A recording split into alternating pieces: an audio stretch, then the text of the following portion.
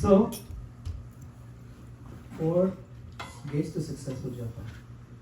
So we are going to do the gate of the mind. The mind. Mind intelligence. Our mind needs to be absorbed in Krishna.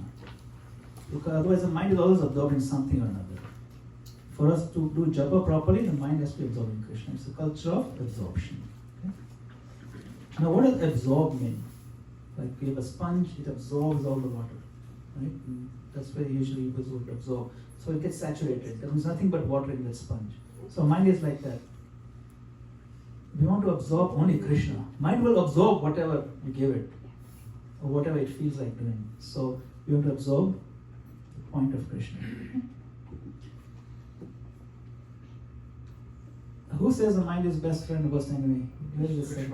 In Bhagavad Gita, right? Yeah. So Krishna himself is telling us this. He spent so many verses on the concept of mind. The word mind is mentioned a lot. Out of 700 verses, like dozens and dozens of them are about the mind. Okay? So it's very important. With the mind, what can you do is reflect on the transcendental nature of holy name. We talked about that, right? That Krishna is personally present in his holy name. We use the mind and intelligence to remind ourselves of that. Okay? And then again, we use the mind to say, we dedicate this for Krishna's pleasure. I'm not doing it for my pleasure. It doesn't matter to me whether I'll feel peaceful at the end of it. My Lord, this is for you to enjoy. I know you like it when I chant, and you like to hear this name being recited. I mean, who doesn't like their own name being called? Right? Krishna is the ultimate. He also enjoys. Imagine if you found out that in Jagannath Krishna Prabhu's house, a whole bunch of devotees are getting together. They're going to spend 5 hours to talk about you. Weren't you interested to hear what they're going to say? At least find out who's backbiting. I mean, especially if you find out that they'll be talking all your good things. Then naturally you'll be, maybe you, out of humility you want to hear, but some part of you want to hear, So you can plug that one into the end of the formula. So you want to hear, right? You want to hear. So similarly, Krishna likes it to hear his own name. He enjoys it. So we can dedicate it. My Lord, this chanting I'm doing is for your pleasure. Krishna's pleasure comes first. So what is the mind?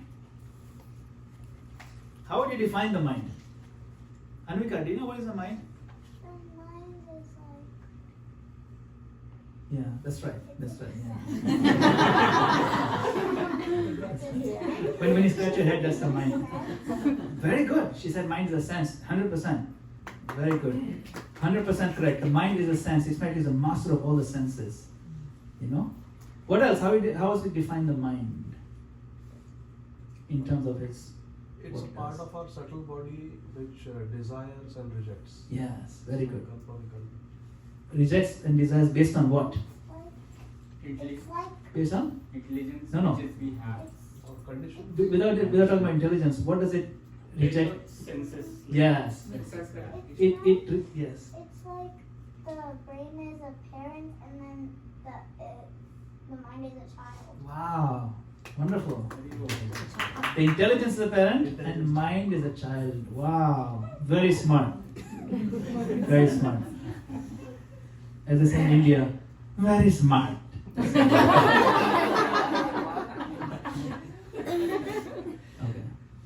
Very smart.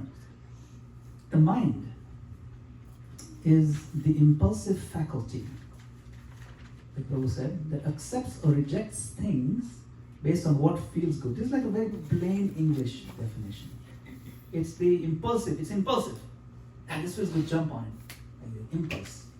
It's a faculty, it's a part of our subtle body that accepts or rejects things based on what feels good.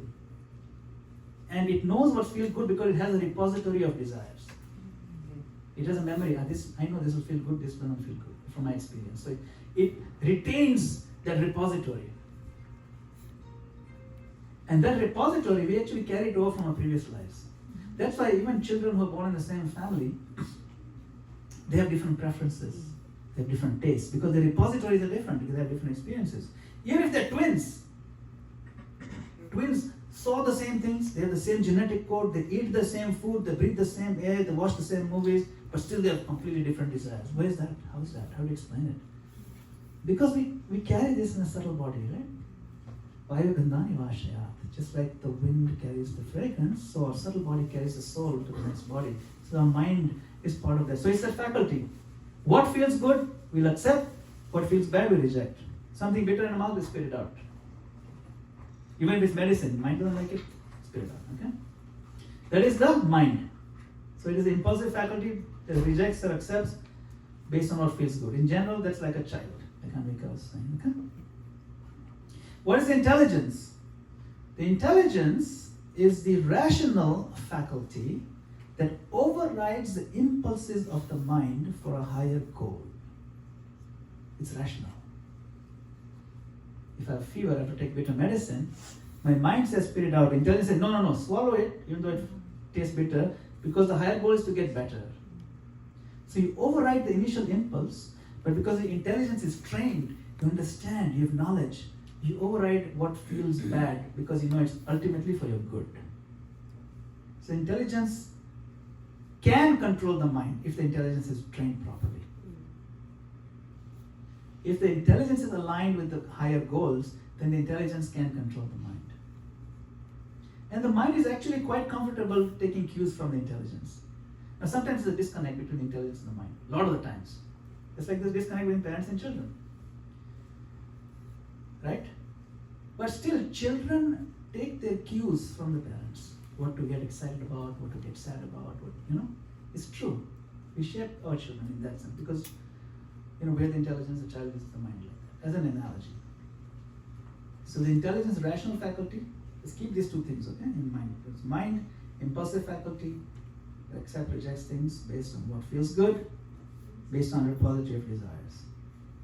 The intelligence is the rational faculty that overrides the impulses of the mind for a higher goal. Because this is a working definition. The subtle body, this is how it works. Okay? The emotional childlike mind, there's a child, this is a child there, and there's a father there. Takes its cues from its intelligence. Okay, watch carefully. This is actually a video clip. Let's see. Yeah, it's okay.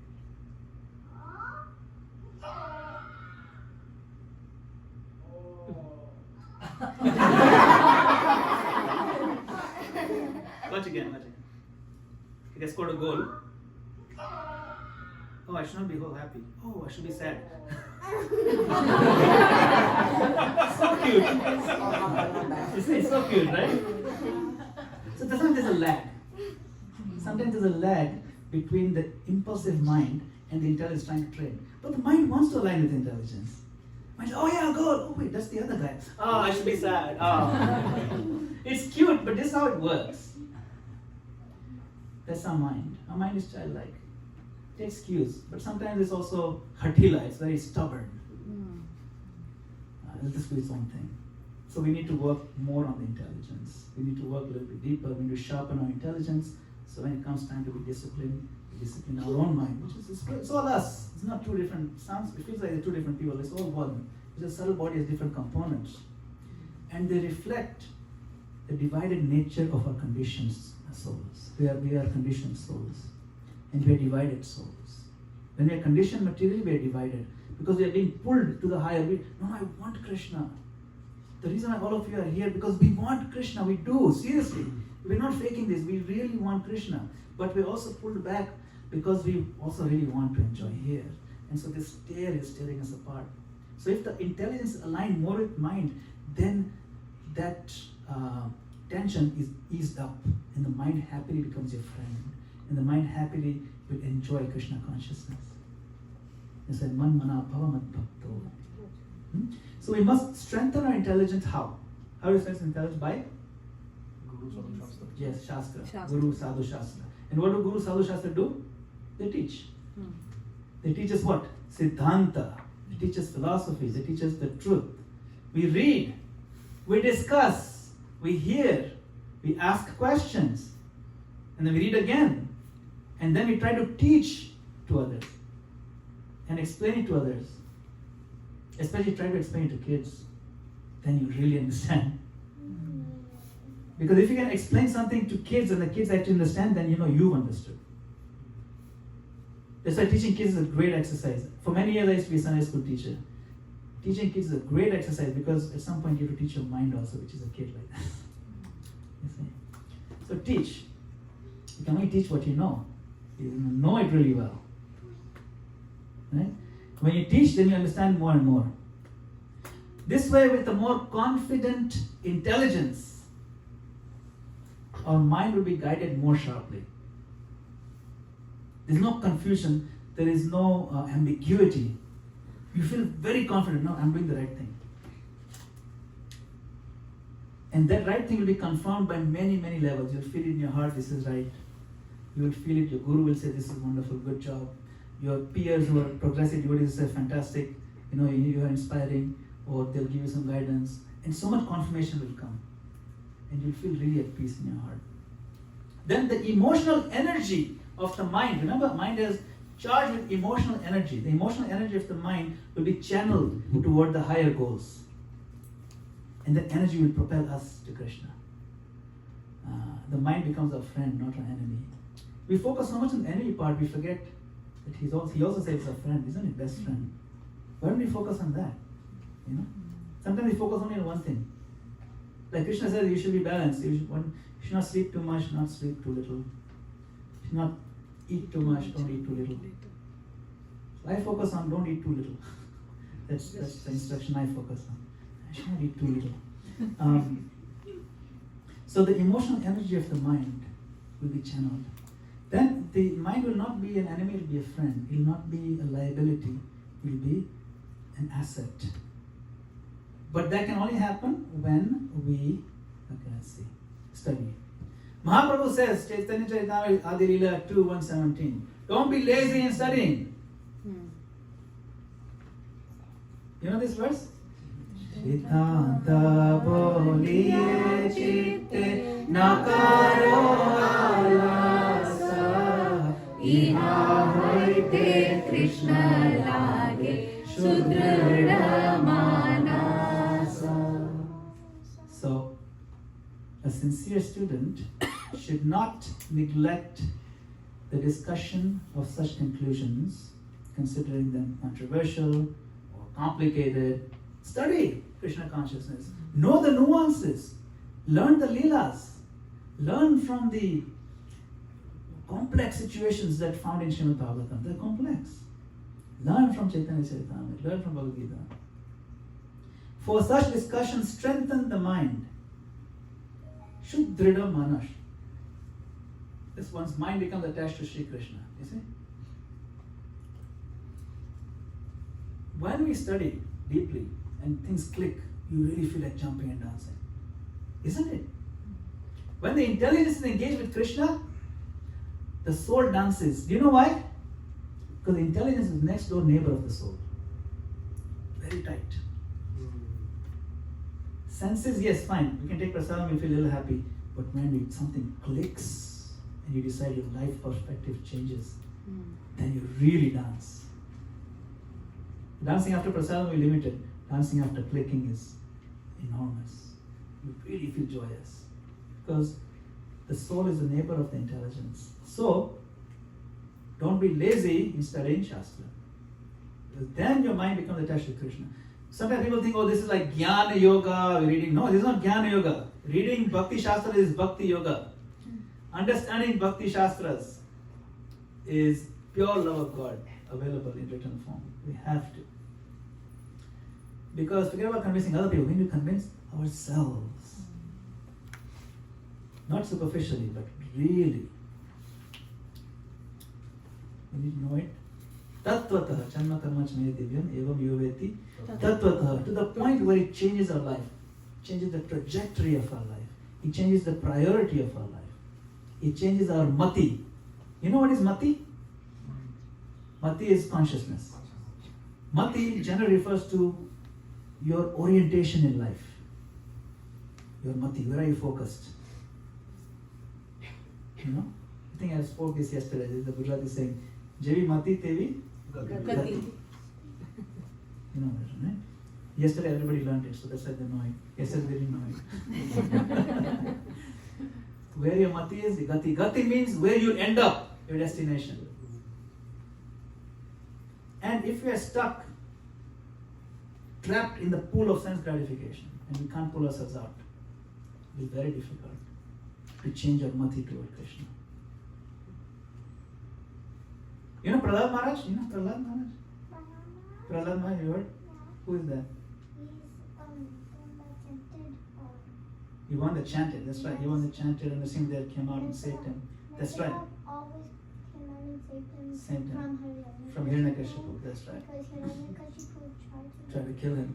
Yeah, Yeah. because he wasn't obeying him. Right. So, Prahlad Maharaj, at the age of 5, how old are you? 8. So when he was 5, like 3 years younger than you, he said this. Matir na Krishna parata sato va mithovi padyeta grihavitana madanta gopāla vishitanta misram punah chavita charanam. So Mati, he says, if you are stuck in this circle of sense gratification, then your Mati, my dear father, will never turn to Krishna. And remember, Prahlad Maharaj came long before Krishna avatar. So, but Krishna is still being worshipped. Matir na Krishna, you will never turn to Krishna. Even if other people try to tell you, Parata, even if you try to convince yourself, Swato, even if everybody does an intervention and tries collectively, Mithovi Padyata, you will not. Because Adanta Gobhi, the stubborn senses, Vishatam, they will keep throwing you in the darkest regions, and you'll think you're happy by chewing the chewed. Sugar cane, you chew it one time, put it on the side, next day you come pick it up, try to chew again, it's gone. That's what we're doing. Chavita Charanana. Why? Because we are still convinced we will be happy here with this dried sugar cane. And so our Mati doesn't change. So the project of changing our Mati, directing it toward Krishna, making him our goal, is a big one. And the way to do it is this, Siddhanta. Understand Siddhanta. Why do you think Prabhupada spent every night, all night, writing for us, if it wasn't important? During the day he was traveling, night he was writing. He hardly slept. For us. And his purports are so brilliant. If he wrote in the middle of the night, it will not be unlegible. Like we don't know what he wrote. Prabhupada's purports are being studied by scholars. He did that for us. For us to really understand and make our mind attached to Krishna. Yavate Krishna lage Shuddhida Manas. Krishna emphasizes the mind a lot. 934, we mentioned this verse. Madmana bhava madbhakto madhyajina manasado maya vaishasya yuktaivam atmana matprayana. 934. Engage your mind always in thinking of me, become my devotee, offer obeisances to me and worship me. Being completely absorbed, absorbed means what? Mind is absorbed. Your mind will naturally be absorbed in things that make you happy. Your mind will naturally be absorbed in things that are attractive. And who is more attractive than Krishna? But we have forgotten. We need to realize, remember, understand. Be absorbed in me and then surely you'll come to me. We want to go back to Krishna. We are miserable without him. We can never find peace without Krishna.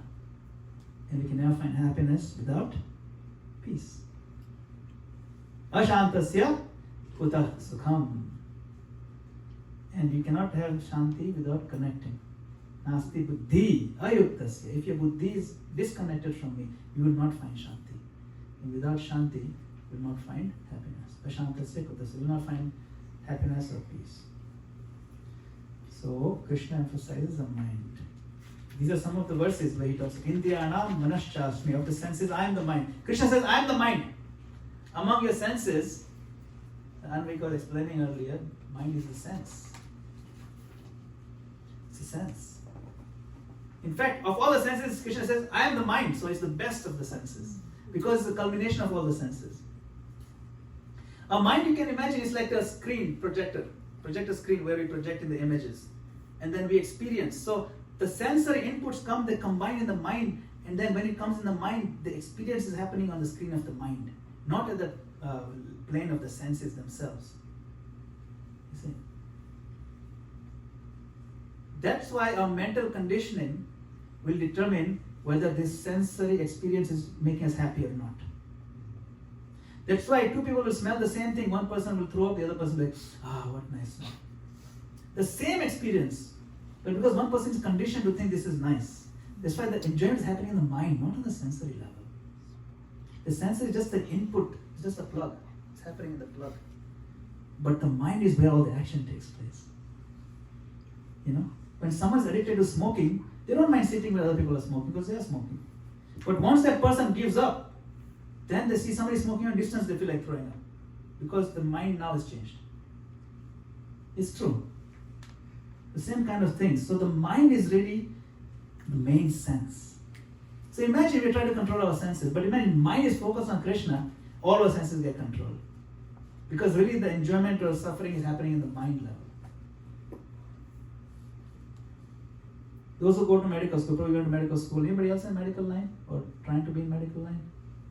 Gopal isn't here. It's very difficult. If you cannot stand the sight of cutting the body and looking the smell and all that, you'll throw up. You know, it's not cut out for you. Medical school is not cut out for you.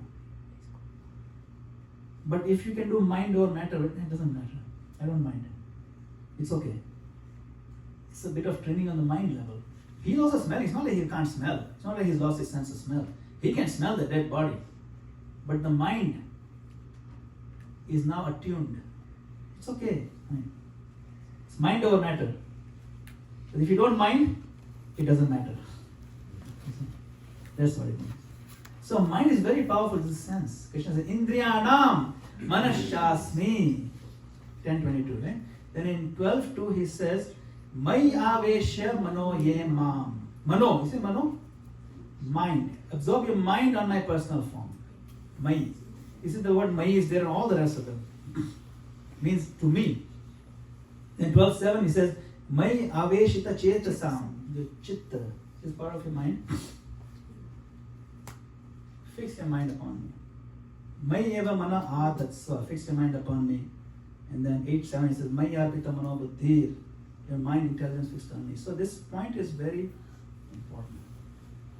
How many are you convinced that it is very hard to control the mind? Yes. Okay, I'm going to now prove to you all of you are wrong. I just raised my hand to show how you should raise your hand. I don't really believe it. Yes. Yes. It's fine. I'm going to prove to you as well, okay? It is possible to control the mind. Not only possible, it's quite easy. Okay? We'll do an exercise now. Very simple one. It's not... Okay. So we're going to sit up straight. You have to close your eyes for this one. You have to close your eyes for this one. You have to close it. Sit up straight, close your eyes. Now picture yourself in your own home, in the kitchen. You have a kitchen in your house. Picture yourself there, close your eyes. Now walk toward the refrigerator and open the refrigerator door. Now inside the refrigerator you'll see a carton of orange juice. Take out the carton, close the refrigerator door. Find yourself a glass and then pour yourself half a glass of orange juice. You don't feel like drinking the full glass, just half a glass. And then close the cap and put the carton back in the fridge. Okay. End of exercise, open your eyes. How many people did not see the orange juice in their mind? Did not. You didn't see it? Can you imagine it? Okay, we could imagine. Okay, imagine means seeing. Because the image is there. You see how easy that was? Yeah. Nobody failed that. Why? Because it was short. No, because you are directing Daily it. we are doing it. No, you're directing it. And everybody likes juice. You have a taste for it. You're directing. You're following the direction. So if your intelligence is trained, okay, fine, put that aside. Now is the time to focus on Krishna. Go to the temple room, open the temple door, see the beautiful form of Krishna. bow down to Krishna. You don't even have to be in the temple to go through that exercise.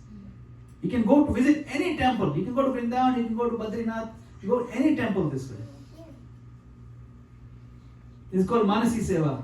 You've heard of that? Manasi Seva? I do every day Manasi Seva. He's laughing because he knows my wife's name is Manasi.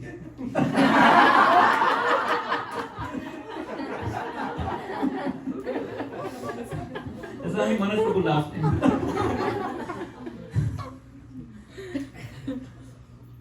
The mind. We can use it. It's your friend. You just prove to yourself. It's not that hard. We just overplay this as enemy part of it. Give it a break. Mind also feel, hey, give me a break. Yeah, I'm also nice. You see? So, it is possible to control the mind. We just proved it to ourselves. Now we're going to use our mind and intelligence to understand Krishna in the form of His holy name. This verse is very important. Nam namakari bahuda nija sarva shakti tatrapitani amita smaranena kala ekadrishi tava kripa bhagavan namapi durdaiva nidrishamidhana. So my Lord, okay, the Lord has invested all his potencies into in many names like Krishna and Govinda. You see? He has a number of potencies. So in his holy names, how many potencies invested? All.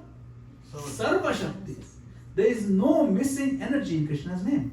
Nothing. His beauty, his style, his intelligence, his power, his activities, all his potencies. Everything wonderful about the Lord is there in his name, including his forms. Everything. Nija Sarva Shaktis. That is one cool thing. Another really interesting cool thing about his holy name, Niyamita Smaranena Kala. There is no hard and fast rules. You can chant anywhere, anytime and connect with Krishna. You can chant purely anywhere. You don't need the beat or anything. You can chant in the middle of any situation. And he's immediately accessible. Draupadi didn't have time to pick her beats. She cried out to Govinda and he came. Because he's accessible through his name. And she said, okay, Dushasan, give me a break, let me find my beats. No, he was keeping pulling. But she chanted Krishna's name and he came. That means there's no hard and fast rule, he's always available. I'm always there for you, Krishna says. Because he's in our heart, isn't it? So, if he's always in our heart and his name is always available to us, all we need to do is chant his name. We don't even worry about rules, any regulation, nothing. Because Niyamita Smarana Kala. But, what does he say? That, let's see, Namakari. He says that in this transcendental name, we invest all your energies. There are no hard and fast rules. Out of kindness, easily approachable, but durdaivam, idrisham, iyajayana. He's expressing which feeling here?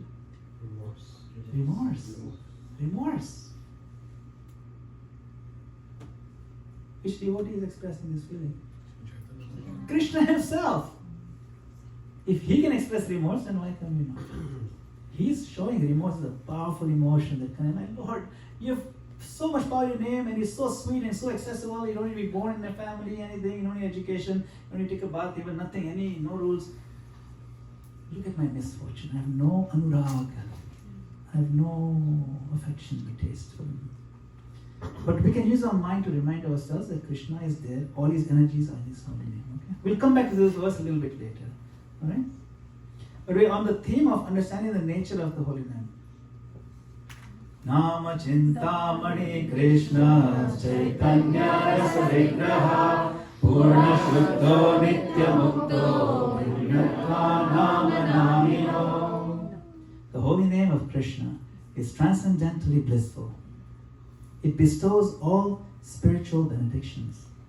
For it is Krishna himself, the reservoir of all pleasure. Krishna's name is complete, and it is the form of all transcendental mellows. The name of Krishna and Krishna himself are identical. Abhinnatva. Nama, namina. There's no difference between Krishna and his name. And it is full of bliss. Chaitanya rasa vigraha. Full of life. This is what we're looking for, life, we're looking for bliss. This is embodiment of Chaitanya, rasa, vigraha. And it's a wish-fulfilling gem. Nama Chintamani. It's a gem. You know the story of that, the poor man who approached Sanatana Goswami? And he said, I heard that you can give me something that will, I'm very poor and will make me happy, will give me relief from my poverty, and I'll finally be ultimately happy. And then he said, you want to be ultimately happy or want relief from poverty? Same thing. He thought it was the same thing. Yeah, okay, poverty, fine. So he gave him this Chintamani, but he found the trash. So I'll give you this Chintamani, so your Chinta for money will be gone. You know? But, so, he, because he touched that Chintamani to any metal thing, it turned into gold, right? So, wow, this is awesome. And he went to his wife, and his wife said, okay, very nice. By the way, me and my wife do this drama, if you want to watch it. I played the poor guy, and my wife was really scolding. It was very easy for her to play that. What is this? You know? Why don't you use your intelligence? Ask him why he was in the trash. Come on, why do you, this is working nicely. Yeah, it's working, but check with him. Why would he put in the trash? So I go back. And then, so the man asks, he says, well, you said poverty, right? You want to relieve poverty. And he said, no, I want to be happy. Okay, then put it back in the trash, I'll tell you. Then he gave him this Nama Chintamani. Nama Chintamani Krishna, Chaitanya Rasa Vigraha. This is a real happiness. The other things, like we all have some chinta for sure, for money, no doubt about it. That's fine, they go up and down. But whatever destined to us will come. If you're destined to be in America, we'll come to America. If you're destined to stay in India, we'll stay right there, or Africa, or it doesn't matter. Whatever is written in our destiny, we'll get it. Somehow or other we'll survive. It's okay. We're all in this country. There's nothing, in one sense in America, I'll tell you honestly, there's nothing much to worry about. At least financially speaking. Isn't it? Here, this is the country where the poorest people are fat. Chubby. How can you do the poor people? The poorest segment are chubby, overweight. Then who's the poor? There's no poor people. Isn't it? Obese. It's an epidemic. Too much, like even the government gives cheese. Big blocks, they call government cheese, written on it, government cheese. They eat that. We get fat. Here, there's no real poor people. We don't really need to worry. Somehow it will be covered. Then what are you worried about? It's all artificial. Practically speaking, forget about Krishna conscious spirituality. Any worry in that realm of finance or this and that is completely artificial. Because how much do you need, honestly?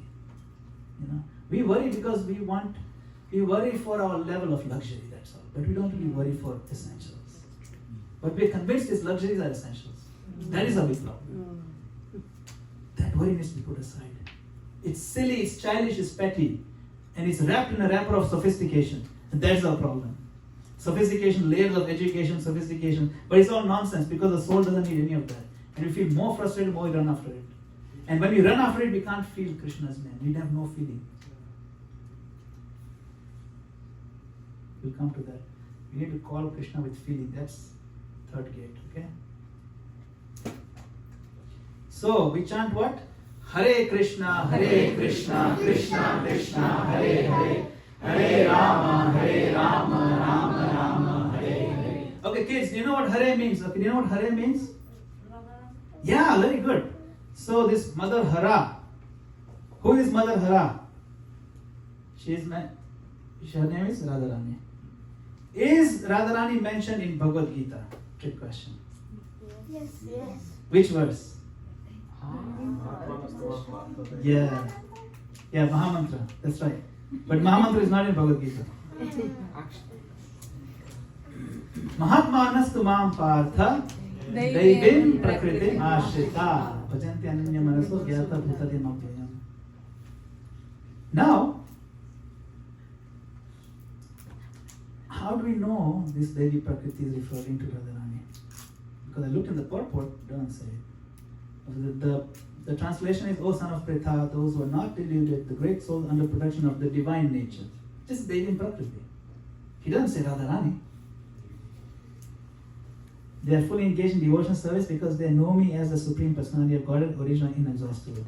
In the purport, Srila Prabhupada doesn't say this refers to Radharani. If you read the purport. However, we are going to read Nectar of Devotion about Her Royal Majesty Our Lady of Mercy. In Nectar of Devotion, Srila Prabhupada writes, pay special attention. He says, to perform devotional service means to follow in the footsteps of Radharani. And the devotees in Vrindavan put themselves under the care of Radharani in order to achieve perfection in their devotional service. In other words, devotional service is not an activity of the material world. It's not from here. It is directly under the control of Radharani. Now, this is the clue. Instead of putting this purport to Bhagavad Gita, he put it here in Nectar of Devotion. He says, in the Bhagavad Gita, it is confirmed that the Mahatmas, he's giving the clue, Mahatmas, right? Or great souls are under protection of Devi Prakriti, the internal energy, Radharani. He spells it out here. You see, the keys to this treasure chest are found in different locations, which is Nectar of Devotion. So, being directly under the control of the internal potency of Krishna, devotional service attracts even Krishna himself. Therefore, the clues are here. This is why we need to read all the books. None of them are optional. All the books of Prabhupada, read them. And not just read them, study them. Study them so you can pass exams through them. Like, really know it inside out. Then all these connections will just start popping in your head like popcorn. I'm telling you, this is how the books are designed. You'll see the connectivity. It's so sweet when you see the connections. Oh wait, I missed that. You missed it because it's not written in Bhagavad Gita. You read it here, you feel so happy. This is our real boss. Our real boss of Gaudiya Vaishnavas is not Krishna. That is just the public image. The real boss is Radharani. Bhakti Siddhanta Saraswati Thakur said that. We are only concerned about Radharani. Krishna we worship because she happens to like him. It's so sweet. And he meant, you know how Bhakti Siddhanta Saraswati, he's very serious always. You know how it looks. He means it. Even in his pranam mantra, what is it? Shri Varshabhanu. Yeah, Daitaya Kripabde. Varshabhanu Devi is right, Radharani, the daughter of Vrishabhanu. So, you understand the direct position of Srimati Radharani. She is Our Lady of Mercy. She is our Empress. She is the Royal Majesty. She is our boss. We work for her. Okay. So, when we chant Hare Krishna, who comes first? Hare. Prabhupada says we call out to Krishna because like the baby calling out for the mother, she is the mother. We cannot make it without the mother. Babies cannot survive without mother. We call Hare. Oh Mother Hara, so we say Hare. Now this is a special trick. So in my room where I have my Japa framed picture, the Hare Krishna Maha Mantra is printed like this. You see something different here. The first Hare is highlighted. There's a reason I did that. And this clue I got from the book, by the way, it's in the book. That we anchor each mantra, each ahuti, distinct by emphasizing the first Hare, calling out Radharani. This distinguishes from the previous mantra. One thing. Second, it puts in a mood to call out Radharani with every offering. Because it keeps it, that's what I'm saying, it's a discrete offering. You have to differentiate between one pinch and the next. That's how we do it. Okay? And when you do this by distinguishing the first Hare, make it louder, you will find it is easier to bring back the mind from its wanderings. It's a trick. And who's responsible for the trick? Srimati Radharani. That offering is to her. So we're going to do 10 mantras now with this. So the first Hare will be slightly more emotional, appealing. We're going to appeal to her. I'll give you an example. Hare Krishna, Krishna Krishna, Hare Hare, Hare Rama, Rama Rama, Hare Hare, Hare Krishna. Okay, you got the pattern? So then easier to also evoke some emotional feeling to Radharani. Make it a prayer to her. That first one you call out to her. You count on your fingers. Okay? You're doing 10. Don't forget to sit up straight, okay? With the first 3 gates are very important. All of them. So get up, please. Sit up straight. Keep your neck in line. Keep your shoulders slightly open. Show that you're interested. I'm going to pronounce every syllable clearly. Remember, Krishna is here, personally present. And now we're going to offer with a full heart a calling to Krishna. Hare means to call. It's a vocative, means to call. Oh, Radhe. Like that. Okay? So get ready. Hare Krishna, Krishna Krishna, Hare Hare. Hare Rama, Rama, Hare Hare. Hare Krishna, Krishna Krishna, Hare Hare. Hare Rama, Rama, Hare Hare. Hare Krishna, Krishna Krishna, Hare Hare. Hare Rama, Rama, Hare Hare. Hare Krishna, Krishna Krishna, Hare Hare. Hare Rama, Rama, Hare Hare.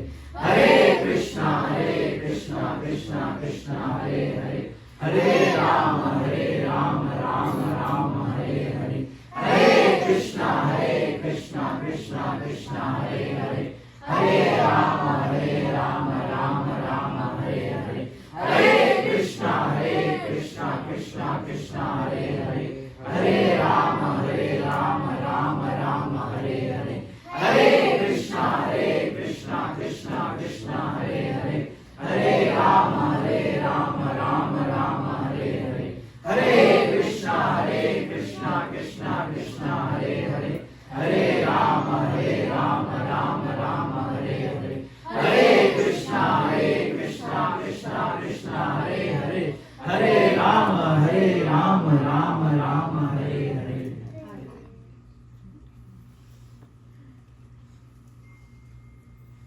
Does it feel a little different? Little bit different? Of course, we put a little more energy so you get more out of it. You don't have to chant at this volume, 16 rounds, but it give you, we did louder to give you a sense, okay, how we want to do it.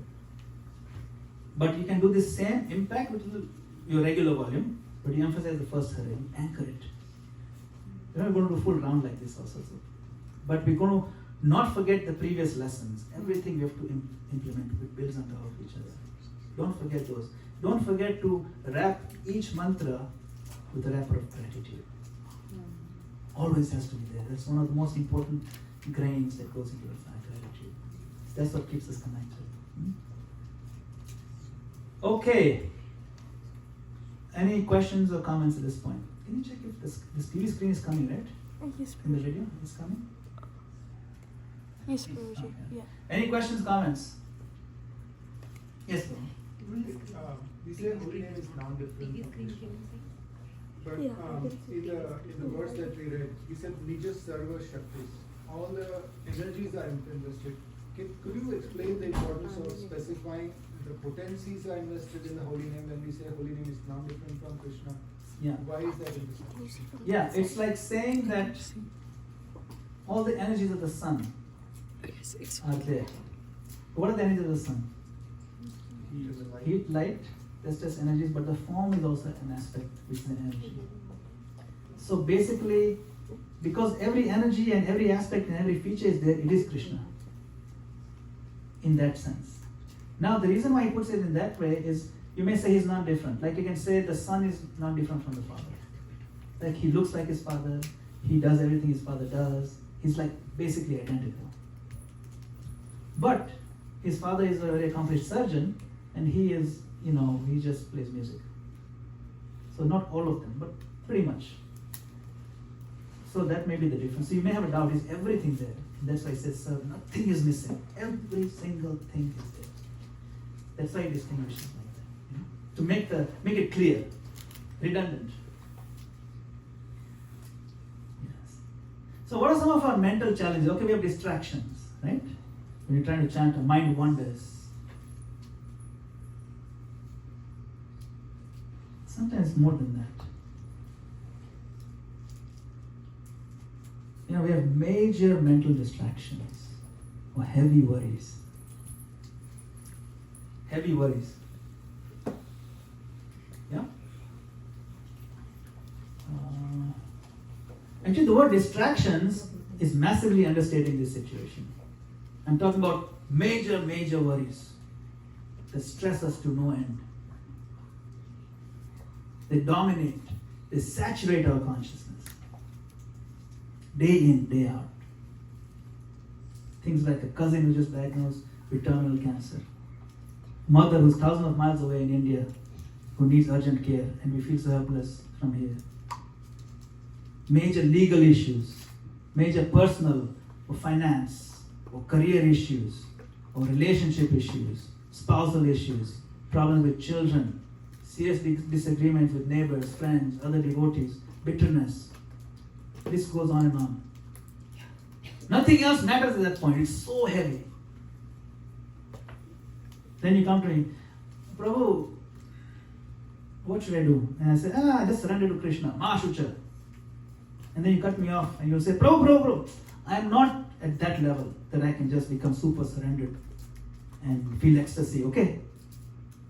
That's what you tell me. Because these are very heavy things that weigh on our mind. They're very real in the effect that they have on our focus, on our consciousness, on our overall well-being in life, It's true. Isn't it? And I think all of us can relate to what I'm saying. Sometimes we just talk so much theory in this, but I'm talking real stuff. Let me give you an analogy to understand, okay? So suppose I ask you to hold this mug, like in this picture. I can't. Can I get a little bottle of water? Oh, thank you. Yes, very nice. No, but I'll take that. Take Thank you for that. It's so loving, Krishna is so moved. Krishna is so moved when someone gives it love. Yes. That's it. Patram Pusham Phalam Toyam, right? Krishna is very moved when someone gives it love. Thank you, Anita. I wanted one with the label. You took your label off.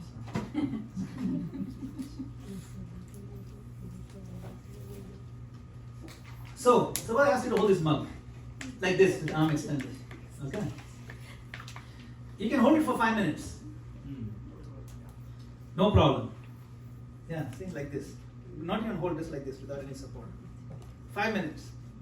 No problem. 10 minutes. No problem. 45 minutes you start feeling some tiredness. Huh? 2 hours it becomes painful, excruciating after 3 hours, intolerable, weighs a ton after 3 hours or 40 minutes. Even if you have nothing, you just empty hand, you're still like this. Isn't it? Yes. What I'm asking you to do today is not to pretend these heavy issues don't exist. I'm not saying bury your head in the sand like an ostrich and masquerade as a devotee who has totally risen above all his concerns. No, I'm not asking you to do that at all. All I'm asking you to do is for the duration of this one round, to put down the mug, put down the mug. Just for the duration of this one round of japa. Put down that mug of worries. Just for that 8 minutes. After one round, you pick it up. Then do like this, no problem. Then again, load it on. At least for that one round, put it down. That's what I'm asking. I'm not saying pretend to be Mahabharat. You can pick it up again if you want. when you put down the mug, you'll feel a great deal of relief. In fact, just that act of putting it aside, you'll feel relief. For the sake of chanting, even as an excuse of chanting, that putting it down will give you so much relief. Even before you start chanting, you'll feel, you will. You know, sometimes there in India there's these tube lights. They make a buzzing sound. Yeah. And you're sitting, you're playing card, you're playing carom or something, the buzzing sound is there, and then you're talking, you're having conversation, bzzz, but you just kind of zone it out. But then if someone switches it off, you feel some relief. But when it's on, you don't realize how much tension your body has built up. You don't even realize it. But when someone turns it off, you feel, kya bakwas tha na awaaz. But when it's going on, we talk about no. So we go about our life normally carrying all these burdens in our head, worries, worrying for this, worrying for that. We do. And when we learn to just put it down for a minute, kya bakwas tha. This chanting is an opportunity for us to give this relief to this, to our whatever muscle tension we have built up. All this muscle tension, it ends up making us diseased, honestly. Prabhu knows. Tension, stress related to so many, right, diseases. You can measure it in your bloodstream also, cholesterol levels. They tell you stress increases cholesterol level. What is that about cholesterol? The body pumps out more cholesterol somehow when you're stressed. It's weird. So put your mug down, at least for this round. Pick it up again later. It's fine. What is the first verse that Krishna speaks in Bhagavad Gita when he starts the philosophy? It's in second chapter. Talking like an intelligent person. Yes. So, which is the first one? It says, Kuta sva kashmavedam vishame samupastitam anare jushtavasvagyam akiti karmarchana. Right? Klavyam masma gopāla naitatvaya upadyate. This degrading impotence. Then Arjuna says, later on he says, Katham Bhishma. Katham Bhishma Aham Satyam. But then after that, in 2:7, he says, I surrender unto you, right? Karpane dosho, bhakasarava, prichamitam, dharma sammula cheta. I'm surrendering to you. He continues some momentum, he says, prichamitam, dharma sammula cheta. Yatreshan ishtandu shishastayam sharinam pram prapannam. He says one more verse after this. Nahi prapashyami mama panadhyat yat chokam uchchosham intiyanam avapi bhumam asapatmritam rajam suranam vichadipatyam. He says that this is drying up my senses, I don't want this kingdom. And then he says, Nayotseti Govinda, I'm not going to fight. Govinda. Then Krishna says something. Yes. That's what I was looking for. That's when he starts the philosophy. Ashochan anvashocastvam pragyavadam shabhashase gatasum avatasum sha namshochanti pandita. You are worrying for what is not worthy of worrying. So that is the beginning of Bhagavad Gita. You are worrying, ashochan, shok, lamenting, worrying. That's what we do. We lament and worry all day long. It's not worthy of. It's not worthy. His opening verse is ashochan and vashochastam. You're worthy. You're worrying for not what is not worthy of worrying. What is his famous closing verse? Sarva Dharman.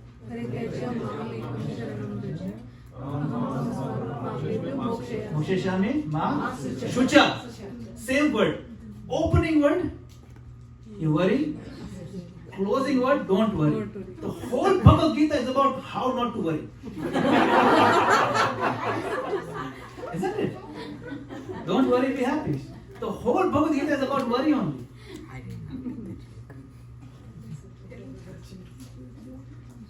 Opening credits, end credits, everything. Worry. Why are you worrying? You should not worry. So this is what we are. We're doing this. We're holding these worries. Krishna is saying, put it down. He's saying, no, put it down. No.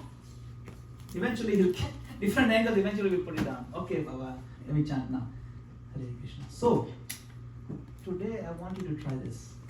Find that heavy mug in your heart. Whatever it is, that big thing that's poking at you, thorn in your side. Even if it's minor, it doesn't matter. Something is bugging you today. Maybe started only yesterday. Whatever it may be, something small, something big. Practice putting it aside consciously with awareness that I'm putting it aside. Visualize it. Okay? I'm not saying pretend it's not there. I'm just saying put it aside, give it a break. Because we as human beings are resilient. We can do cool things like giving it a break. We can put things down and pick them up later. We feel the need to be constantly processing things. We think that when we process it, we'll find a solution. But sometimes we need to put it down. And then if you pick it up, the solution sometimes presents itself. We need to give it a break. Give Krishna a chance to be in our consciousness. Put the other things aside. Our stage of our consciousness is only so much space. We have to clear it a bit. Put Krishna's deity there, at least for 8 minutes. Then put Krishna on the side, put the other stuff back. It's okay. At least for one round, do that. And when Krishna is on the stage, then you offer him your prayers. This is the stage of your mind. In the altar of your mind. We are praying, please come and stay every day. Krishna Murari, Shri Krishna Murari. Mama Mana Mandire, Raha Nishi Dire. Krishna Murari, Shri Krishna. What is this? Mama Mana Mandire. That's what we are doing right now. This bhajan is sweet, but did you think of it this way? Bhaktivinoda Thakur has given us all the clues how to visualize Krishna's presence in our life. But are we doing that? No. Let's do it now. Now we know. Clear that stage of our mind with the worries.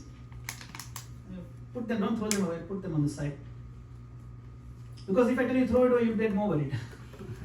That's another worry. No, don't worry. Properly align the intelligence. And the idea is not so much to think about these things, but to create a climate, create a mood. You see, this is for you, my love, my Lord. This love that I have is for you, my Lord. You align your intelligence, create a mental climate and mood conducive to connected japa. So all these things we're talking about is to create a mood, not to dwell on those details while you're chanting. It's to create the atmosphere. See, the tone of mindset. Our inner climate control is something that we can take charge of and decide where we want to be when we are chanting. We can decide. We are in control. We have this thermostats. We create a climate in a consciousness. We can dictate the temperature, humidity, right? We have this Nest. This is a cool thing. You come on your phone also. You can do the humidity and temperature. We can control our temper. We can control our humility. We can control temperature and humidity, or temper and humility. Yeah, you can crank up the humidity. You have control. It's okay. You crank down the temper. Climate control. This is the mood. We're setting the mood inside. We have full control of the weather inside. And then we tell ourselves, is there anything worth having in this whole 14 worlds? Nama vina kichu nahi ko aro, 14 bhuvana mache. Except for the holy name, nothing is worth having in all the 14 worlds. Bhaktivinoda Thakur prays. Clear? Any questions before we chant our best japa ever? The best. This is going to be the best japa in our entire life we've chanted. I'm not kidding you. We're going to enter into this round with that mindset. Okay? Yes. So we'll do some questions, then we'll do a japa. One round, okay? Yes, Mataji. Prabhuji, you mentioned about whatever worry you have, we have to keep it back. But sometimes what happens, we feel guilty also. There is very big worry due to our family thing, something which father, mother, very close to us. And we feel guilty, we feel regret because we are not took right decision or right steps. So many things. Even chanting also, it haunts us sometimes.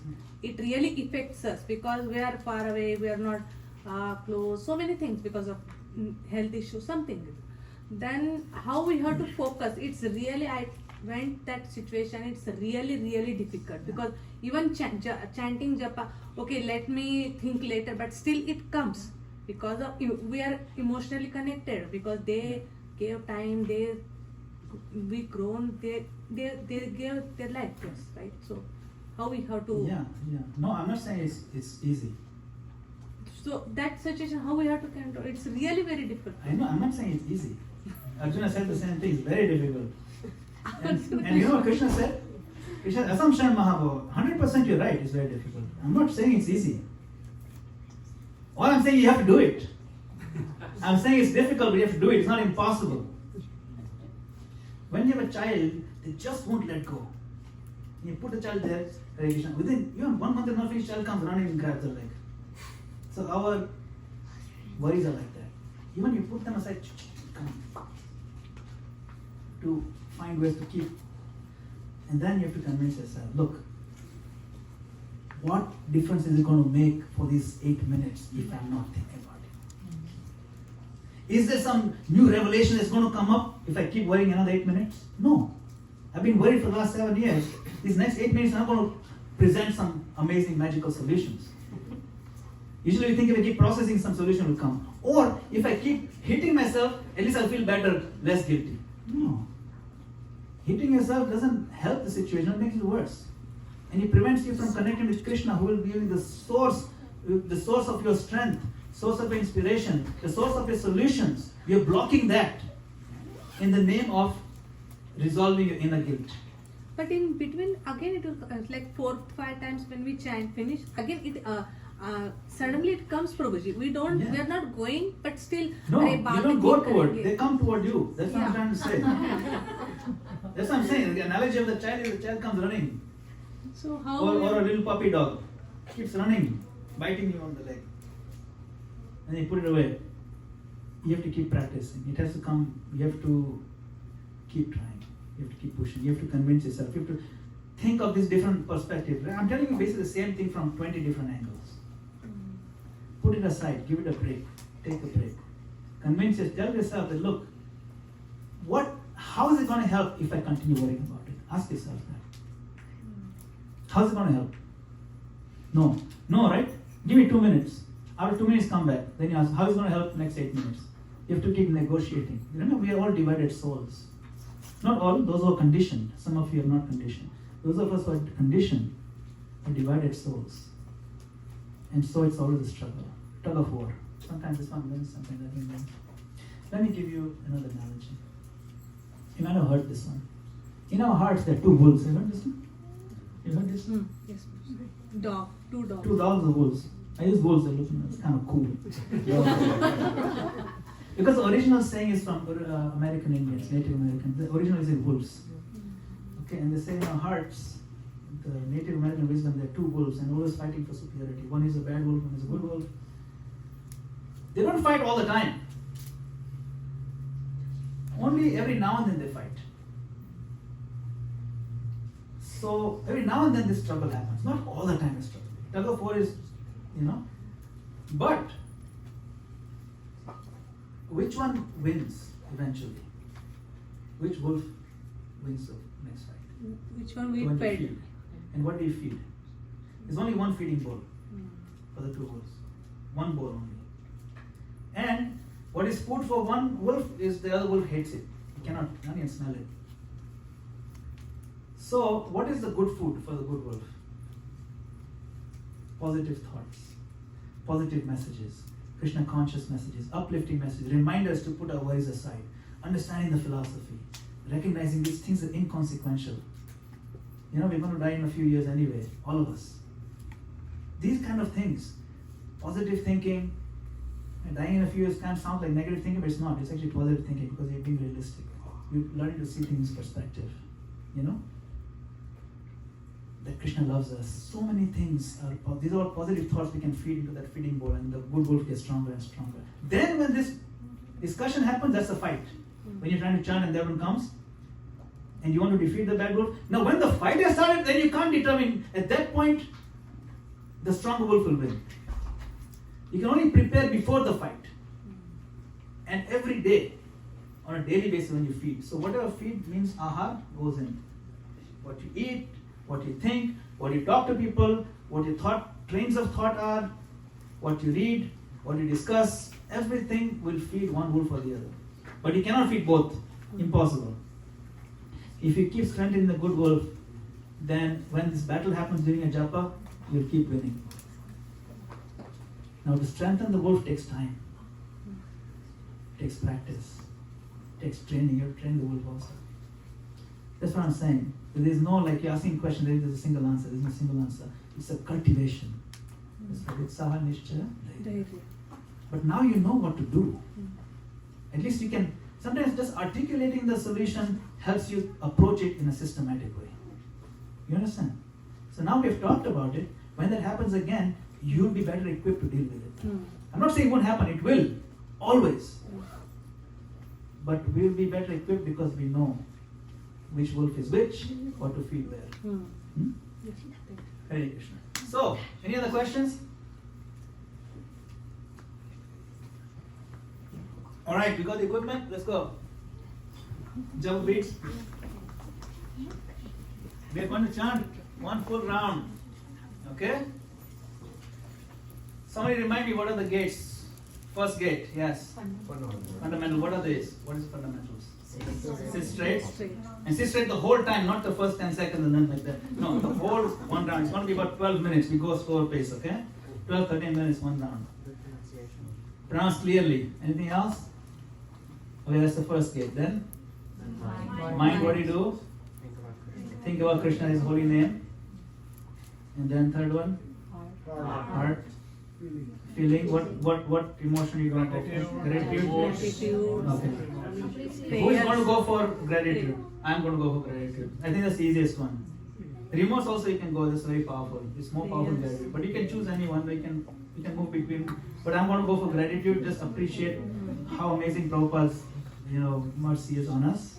I'm going to work on that. I'm going to kind of turn on my climate control with maximum gratitude.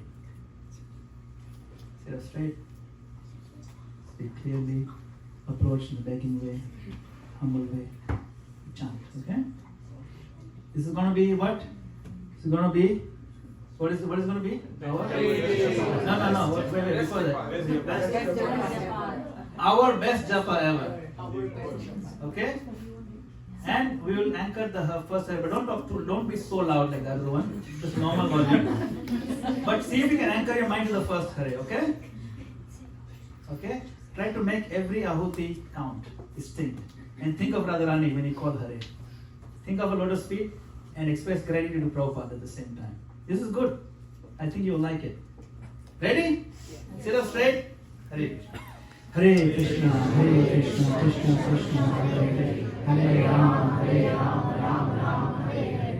Hare Krishna, Krishna Krishna, Hare Hare. Hare Rama, Rama Hare Hare. Hare Krishna, Krishna Krishna, Hare Hare. Hare Rama, Rama Hare Hare. Hare Krishna, Krishna Krishna, Hare Hare. Hare Rama, Rama Hare Hare. Hare Krishna, Krishna Krishna, Hare Hare. Hare Rama, Rama Hare Hare. Hare Krishna, Krishna Krishna, Hare Hare. Hare Rama, Rama Hare Hare. Hare Krishna, Krishna Krishna, Hare Hare. Hare Rama, Rama Hare Hare. Hare Krishna, Krishna Krishna, Hare Hare. Hare Rama, Rama Hare Hare. Hare Krishna, Krishna Krishna, Hare Hare. Hare Rama, Rama Hare Hare. Hare Krishna, Krishna Krishna, Hare Hare. Hare Rama, Rama Hare Hare. Hare Krishna, Krishna Krishna, Hare Hare. Hare Rama, Rama Hare Hare. Hare Krishna, Krishna Krishna, Hare Hare. Hare Rama, Rama Hare Hare. Hare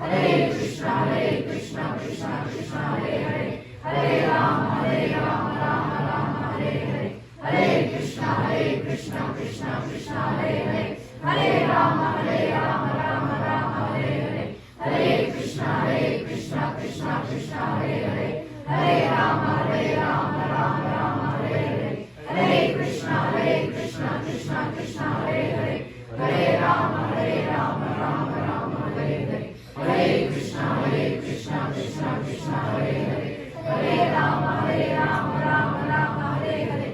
Hare Krishna, Krishna Krishna, Hare Hare. Hare Rama, Rama Hare Hare. Hare Krishna, Krishna Krishna, Hare Hare. Hare Rama, Rama Hare Hare. Hare Krishna, Krishna Krishna, Hare Hare. Hare Rama, Rama Hare Hare. Hare Krishna, Krishna Krishna, Hare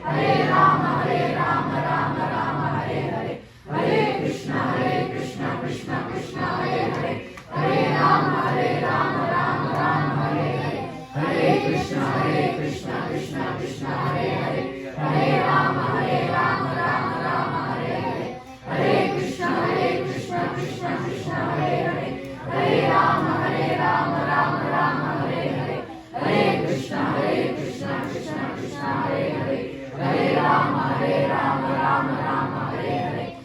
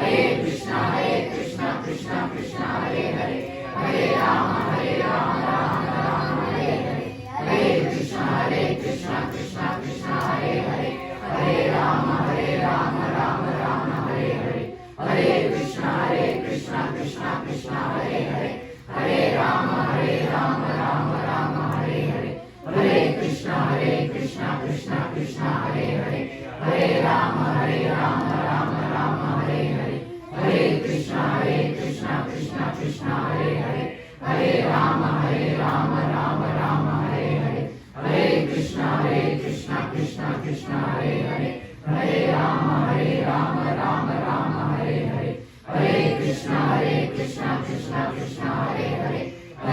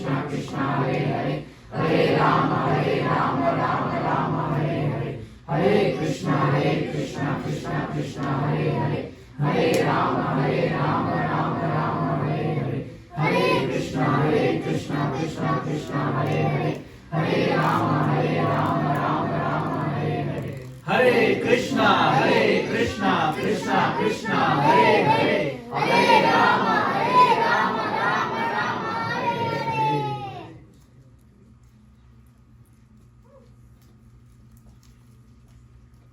Hare Krishna, thank you very much for chanting.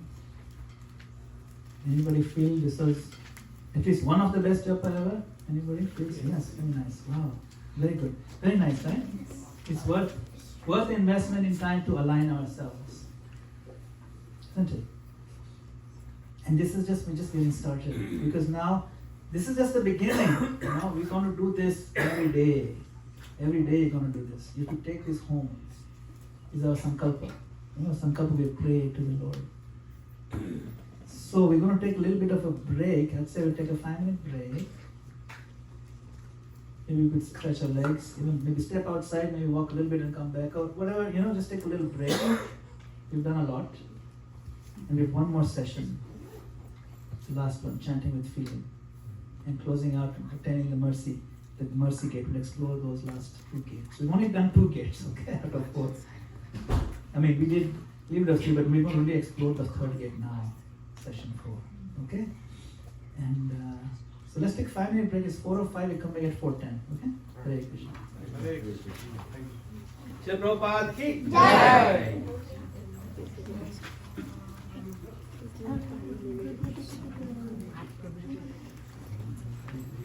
Earphone. Yeah, just stretch your legs, step outside for a minute if it's not too cold, it'll be good. Yeah, it's sweating, right? Don't forget it like last time. Just breathe some air, because it's Oh, yes. devotees here.